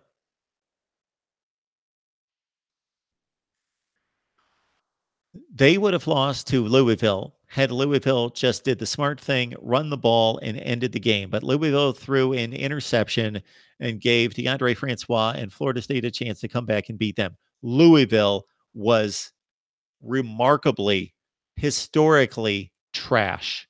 0-8 in the ACC, beat Western Kentucky by 3 points, got annihilated by everybody they played, lost to Georgia Tech by 30 points. They should have beat Florida State. Florida State played 2 decent games. I'll tack on the Miami effort, in which they played better than Miami in that game for 3 quarters. And they beat Wake Forest by 3 touchdowns. They beat BC at home by 1 point, which they should, of course. Every other game they played was a disaster. I watched them play Syracuse before we knew that Syracuse was going to be a good team. I'm not going to go further than that with Syracuse. They went 10-3. They didn't really beat anyone either. I'm not going to go any further than that to label Syracuse anything better than that. They were one of the 25 or 30 best teams in the country.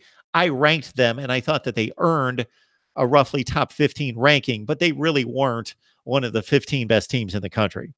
they were not as good as an LSU or somebody like that. Florida State was completely unprepared and overwhelmed in that game against Syracuse. It was embarrassing how bad they were offensively. They were calling multiple timeouts in the first quarter because they had no idea what they were doing. It was bad. They were not prepared for many of these games. Dennis Wilson, you should have lost to Syracuse. Rev Lee, Notre Dame is a joke. Next tier is Ohio State, Oklahoma, and Georgia. Agreed. Dennis, DeAndre, Notre Shame, not a next tier team, bro. Then we've got our various Notre Dame comments. D-Rev Lee, we've got money coming in from the ACC network. ACC will be back. The ACC is Clemson for the next 3 years.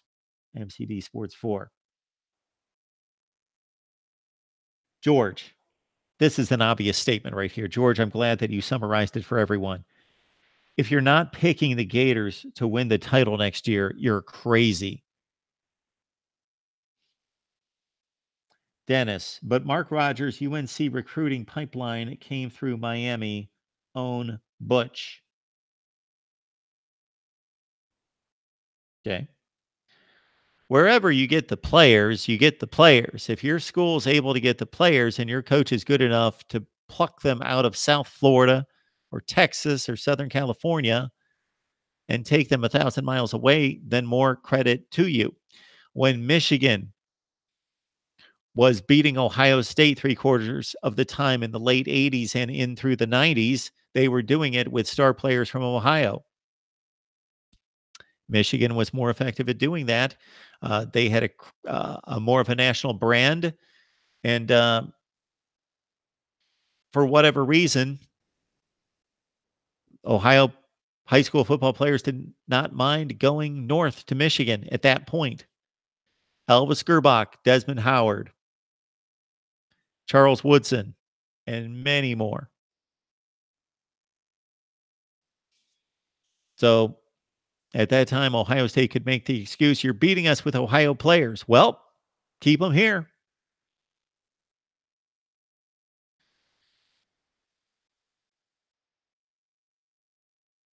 George commented like 8 straight times. I believe we've got a basketball update from George. Virginia Tech is handling Duke pretty good. Wow. I'll probably get off here and actually turn on some NCAA basketball since my tribe is off tonight after starting out the season swinging the bats in fine fashion, a 2-0 shutout defeat. All right. Anything else from you folks? DeAndre, thank you. DeAndre, you're out there working every day, every night, working hard. Thank you. What I see in this, DeAndre, what this means to me, regardless of the dollar amount, is you say basically, I'm going to give some value back. I'm receiving a lot. I'm receiving what I like. I enjoy, love the debate, the discussion, love to hear the analysis, love to look at the chat room and talk to everyone. And you provide that platform for everyone. And I'm going to give some back. Thank you, DeAndre.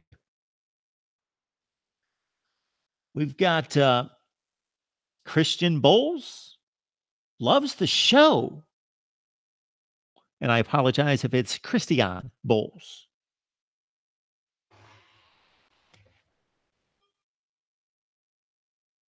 Welcome to Mark Rogers TV, the voice of college football, Christian Bowles. Thank you so much for joining. I love your handle. I love seeing you there. I don't see anything but an egghead in the avatar, but many of you do that because you're just on here just to listen and comment, and we don't need to see anything else. I just noticed that. But thank you so much for saying hi and letting me know that you love the show. Thank you. The number Hyper 625 is 860 325 3687. My bad. And folks, again, I know I promised this during the season, once we hit the off season, that I would up the production quality and also provide a banner and production elements in which you would be able to see maybe an intro before the live stream starts, as I see on many other YouTube channels. Hopefully, I'm still there. Hello, hello. Can you hear me?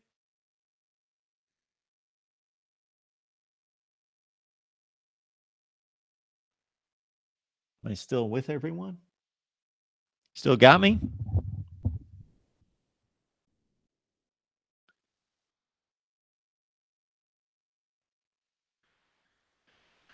Again, 860-325-3687. I think I was explaining about the production costs and what I would like to do. And I know I was a bit cryptic a few months ago in explaining that there were challenges to the channel. We don't know where they stand at this point, but that prohibited me at the time from purchasing and going forward with some new equipment. I will do that nonetheless. Sean's on the line, letting me know that you can hear me. Good to know. Shankopotamus, will Shea Patterson start for Michigan in 2019? Yes, he's going to keep his job. I would be somewhat surprised if he didn't, despite McCaffrey being there and ready to go, possibly. We'll have to see in the spring game. We'll have to evaluate that Michigan quarterback situation. D. Rev Lee, Mark, tell these people that Browse is a top 3 offensive coordinator. Well, I'm not going to go top 3 necessarily. I'm not going to say that he's not a top 3 D. Rev Lee. I will say that he's very capable. What Baylor was able to do during his stay there, and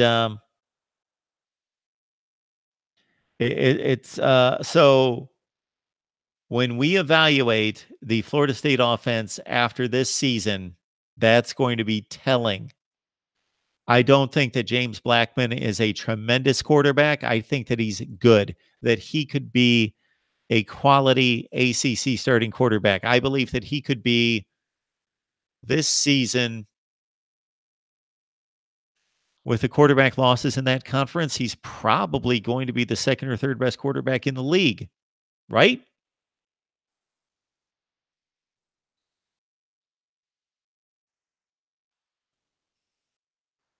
Who do I think will win the Florida-Miami game?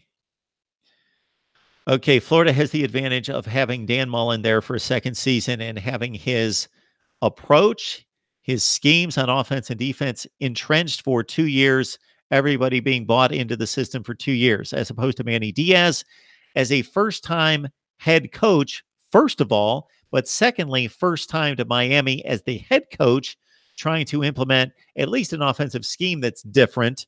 You would think that the defensive transition is going to be very minimal, even though he slides from defensive coordinator to head coach. He's going to stay with the same defensive approach. So there's going to be stability and familiarity there.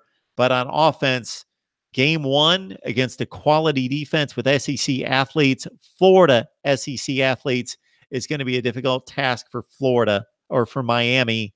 And I give a decided edge to Florida. How about 23-17?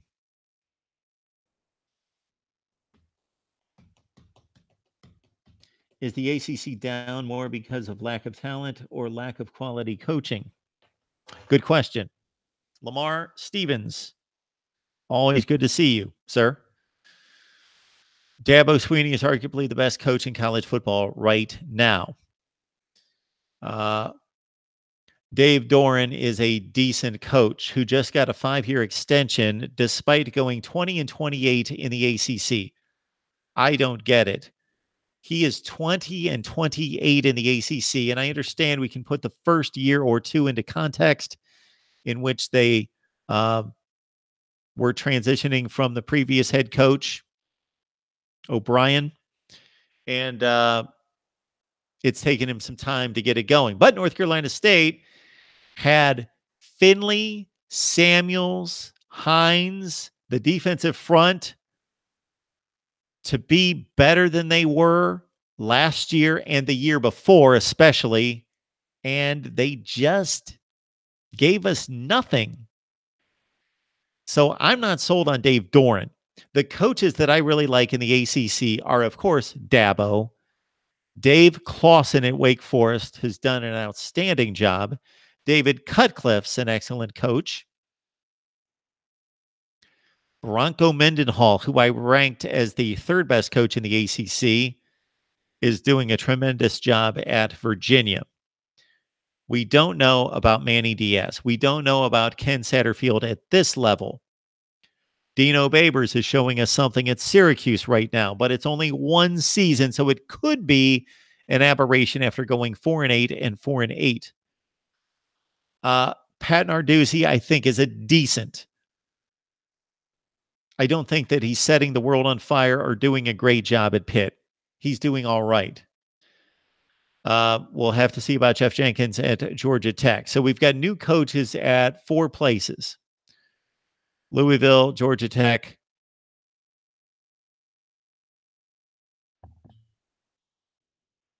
Thought we had others. Is that it? North Carolina, maybe just 3. Louisville, Georgia Tech, North Carolina. So the coaching in the SEC is better than the ACC. Again, I'm speaking off the top of my head, not going through each individual coach. In the Big Ten, I would believe that it's better, even with the loss of Urban Meyer. In the Big 12, yeah, the Big 12, I was impressed when I went through my coaches' rankings of the coaching in the Big 12. This is the kind of stuff I've got here. Analyzing college, just there's like 20 stacks like this back here. All right. Let's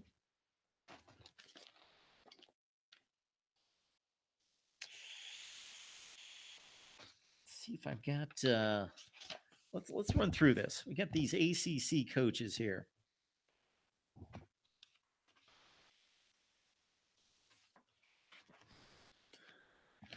I've got Manny Diaz at 14. Jeff Collins at 13. Willie Taggart at 12. He was a disaster last year. Dave Doran, who I'm unimpressed with at North Carolina State. Pat Narduzzi is doing a C-plus job at Pitt. Steve Adazio, I think he's doing rather well at BC, but he's only going to win 6 or 7 games a year. Dino Babers, we'll have to see past this one big breakout year. Is it a breakout or is it an aberration outlier? Justin Fuente, disappointment recently after getting off to a good start. I thought he was a big hire at Virginia Tech. I thought they made the right decision in hiring and bringing in Justin Fuente, but he has disappointed, and his tenure there is tenuous. Scott Satterfield, we'll see, but did a great job at App State. David Cutcliffe, first class, very good coach. Dave Clawson doing a bang-up job at Wake Forest. Bronco Mendenhall, again, I think he's like a top 10 or 15 coach in the country. Mac Brown, he is so much separated from his coaching performance at North Carolina and at Texas. We'll just have to wait and see. That's based on track record and legacy. And Dabo is exceptional. I don't know why I had to pick up my notes to do that, but I did. All right.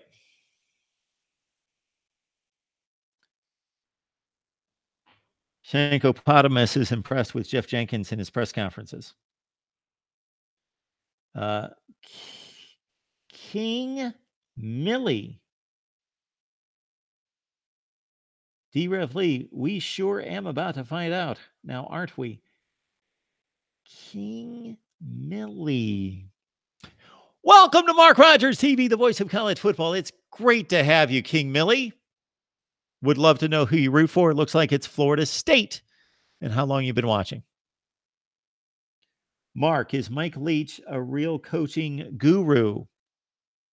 He's an offensive guru, certainly. I'm not going to say that he has built a system as a head coach. He's built an offense that's extremely effective. And I point to his success at Texas Tech and compare it to the Cliff Kingsbury tenure at Texas Tech. Mike Leach won 65% of his games in Lubbock. He finished ranked 5 of his last 6 seasons. Let that sink in for a second. Based on what we've seen out of Texas Tech recently, that they finished in the top 25 5 times in Mike Leach's last 6 years. Cliff Kingsbury just piled 5 and 7 on top of 5 and 7 and 3 and 6 in the Big 12 on top of 3 and 6.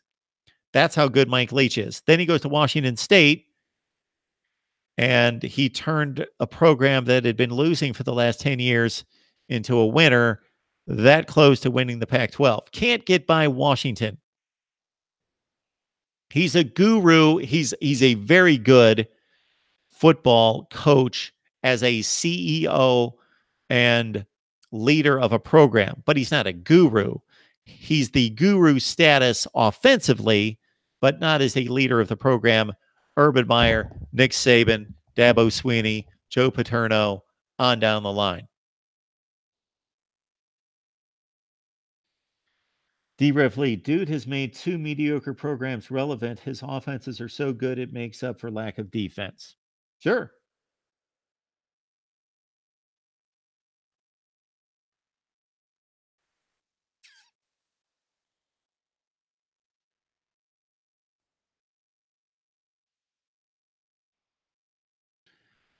All right, everyone. Thank you so much for joining. I'm going to run through a few more comments from the videos this week. Greg G writes, whether Justin Fields is special. No, Fields is not special. How can you say that he is special when all he does is tuck and run? Chaney gave him several pass plays during last season and didn't do nothing. He was a freshman. That doesn't mean that there aren't other freshmen that have been amazing, like Tua, like Trevor, but he didn't have the starting job, and other players take time to develop. Okay. All right.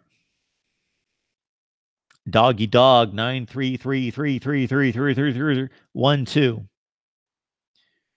telling me here, or maybe he's talking to Greg G. So I don't want to assume that he's criticizing me. I believe he's responding to Greg G. All right. And tells Greg G that he doesn't know about the Ohio State Go Bucks. And many responses to Greg G.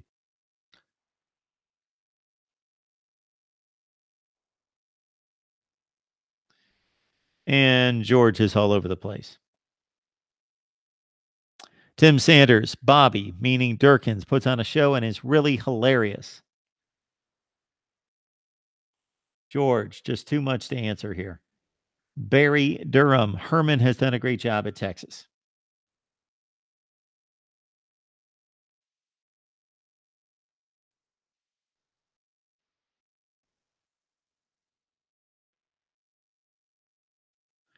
Cheryl, I see J.K. Dobbins having a better season this year, more yards per carry. I think splitting time with Weber hurt him, not taking anything away from Weber, just my opinion.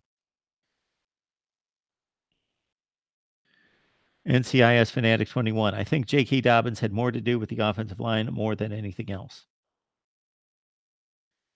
Space Farce lets us know that Bobby Durkins is making America great again. So he's the guy. All right, more from George. Hey, men, don't make fun of Mark's guess, okay? Stick to the subject matter at hand. I've been watching Bobby for years. He's hilarious and insightful and poignant and just fun to watch. And I don't even like Clemson. Pigskin Pete, if I were New York, meaning the Giants, I wouldn't want Rosen. Haskins is a better prospect, in my opinion. Justin Firm, the Mark and Bobby D show. LOL. Some people got a kick out of the contrast between myself and my style and, of course, Bobby Durkin's. Bobby Durkin's more refined and eloquent style and professional style than to my kind of rough around the edges, let it all hang out style.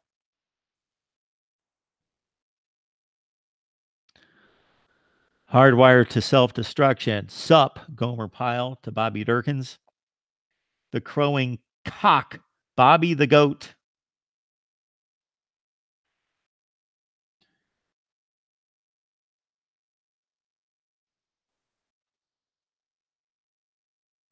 Prince, 6'1", great video, Tom. I mean, Mark, to be fair, you do look like a Tom for some reason. Okay.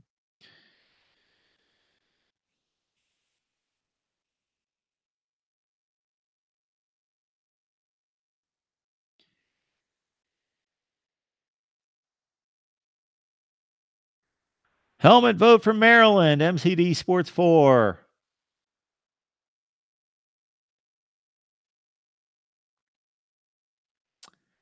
Justin Firm, MCD Sports 4. Dalton Moore. Bummed that they missed the last live stream.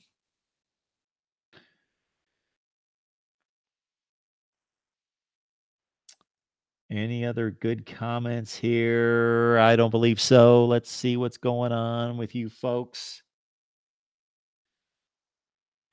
Mike Leach is overrated. MCD Sports 4. Jim John, I can't wait for Miami to finally challenge Clemson. Welcome to MarkRogersTV, the voice of college football. Jim John.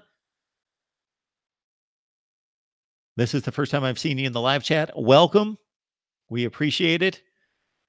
Hope you enjoy the channel. Hope that you'll subscribe. Thank you so much. Lamar, what's wrong with all the college football teams in California? Big state, lots of talent, and yet no good teams. True, true, true. Had a conversation with Tony Siracusa from Last Word on College Football a couple weeks ago, and we addressed the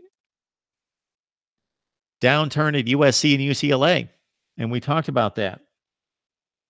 Lamar, did the combined records of the college football teams in California add up to a winning record? Heck no.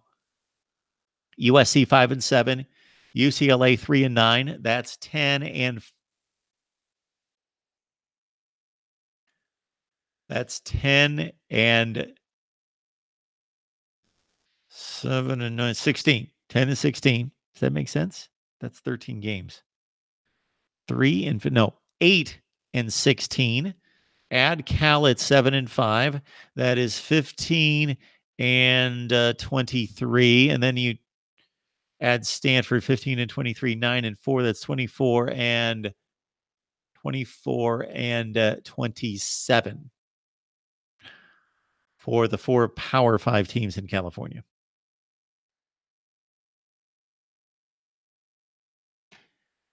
Shankopotamus, how do you think Lehigh Drinkwitz will do at App State? Well, it's kind of a situation where I think App State is at a point under Satterfield and him moving on to Louisville of a Boise State years ago. So you've got the Boise State example of being able to sustain the success from I can't think of the original. Well, it was Houston Nutt. It was Dan Hawkins. It was, of course, Chris Peterson, Brian Harsin from coach to coach to coach. Wisconsin. I was going to stay on the group of 5 level, but we'll go Wisconsin from Barry Alvarez to Brett Bielema to Gary Anderson to Paul Christ. Same program. They established values and philosophy that stayed, that stuck. Fresno State, Pat Hill left, and the program fell on hard times. It looks like Appalachian State is at a place where Satterfield and others have established the brand and the philosophy and the approach and the work ethic to carry it through. That they most likely made a good decision with Drinkwitz in carrying on the winning. That's my guess.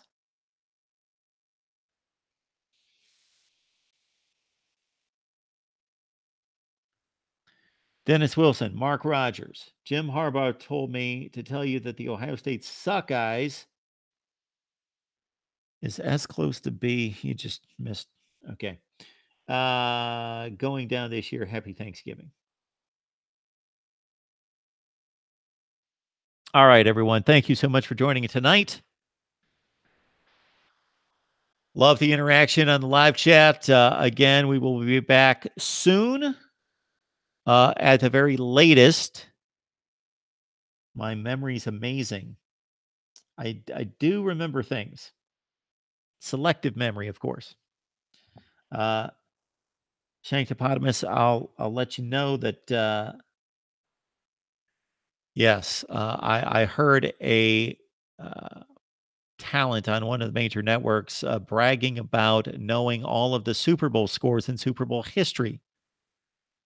And for those of you who have heard this before, you're going to slap me in the face and say, we've heard this 3 times. But I don't think I've said it any more than 3 times. That I can recite the score of every Super Bowl with the MVP. And I used to be great on the game site. I've definitely lost track of the site of all the Super Bowls, but I do know the score and the Super Bowl MVP. And for the first 10 or 15 Super Bowls, locked in on rosters and MVPs, and well, the MVPs for all 54 games, but the stats. All right. Everyone, go have a good time. Watch basketball. Knock yourself out. Have a big late Friday night. Don't do anything too wild. Stay off the streets if you're drinking. Just keep it in house and keep it safe. And we will see you soon. We will definitely be live Wednesday night at 7 o'clock with Rick Saratella from the NFL Draft Bible. And of course, I'm going to be releasing videos every 3 to 4 hours for the rest of history right here at Mark Rogers TV, the voice of college football. We'll see you soon.